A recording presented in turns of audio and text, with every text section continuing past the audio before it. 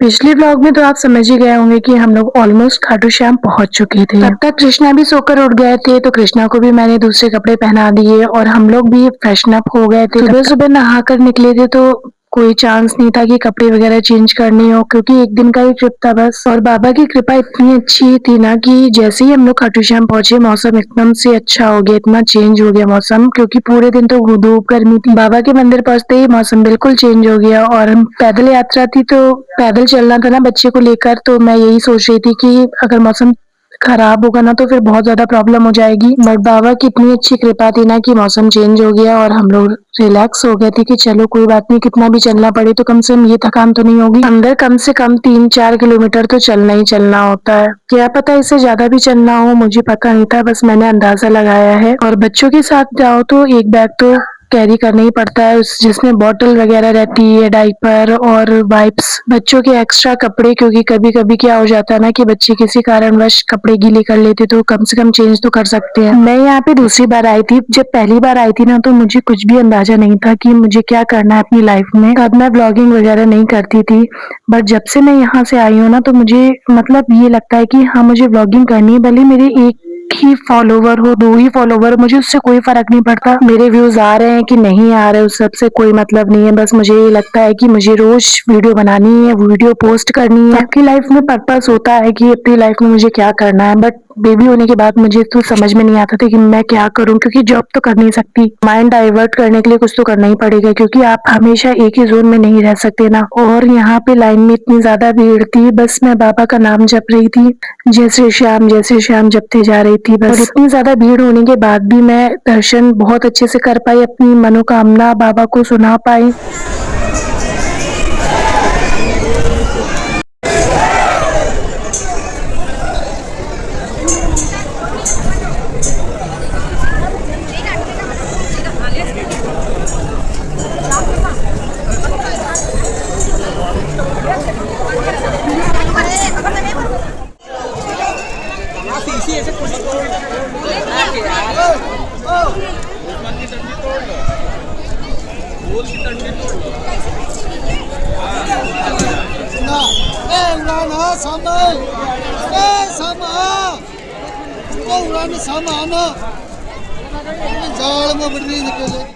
मैं इतनी ज्यादा खुश थी ना कि बाबा के इतने अच्छे दर्शन हुए थे, मैं 5-6 मिनट वहां पे खड़ी रही, अपने मन की बात बाबा को बता पाई, मुझे सबसे ज्यादा खुशी इस बात की थी। बाहर आते ही हम लोगों ने तिलक लगवाया। मुझे इस बात पे बहुत ज्यादा गुस्सा आती है कि जो ये लोग तिलक वगैरह लगाते हैं ना, अगर इनसे ना लगवाओ तो ये जबरदस्ती करने लगते हैं। और चलो बाई चांस आपने लगवा भी लिया इनसे, तो अगर आप जितना पैसा दोगे ना वो खुशी खुशी नहीं रखेंगे, ये अपनी तरफ से डिमांड करने लगते हैं। मैं मानती हूँ कि इनकी मजबूरी होती है, बट ये सामने वालों की मजबूरियां नहीं समझेंगे, इनको जितने पैसे दो वो तो लेना ही नहीं है इनको। उसके बाद हम लोग गए थे श्याम कुंड में दर्शन करने के लिए, और इतनी ज्यादा भीड़ थी ना, सब कोई श्याम बाबा की कृपा से आए थे यहाँ पे दर्शन करने के लिए। एक बात तो सच है कि भगवान जब तक आपको नहीं बुलाते अपने दरबार पे, तब तक आपके पास कितना भी पैसा हो, कितना भी पावर हो, आप नहीं पहुंच सकते। और हम लोगों ने कोई भी मतलब ऐसा कुछ प्लान नहीं बनाया था कि हम लोग बाबा श्याम के दर्शन करने जाएंगे, एक दिन पहले ही ट्रिप का प्लान बना और हम लोग रेडी होके बाबा श्याम के दर्शन के लिए पहुंच गया। मैं इतना ज्यादा खुश थी ना, मेरी लिटरली आंखों में आंसू आ गया था। मैं ऐसे ही एक रील देख रही थी इंस्टा पे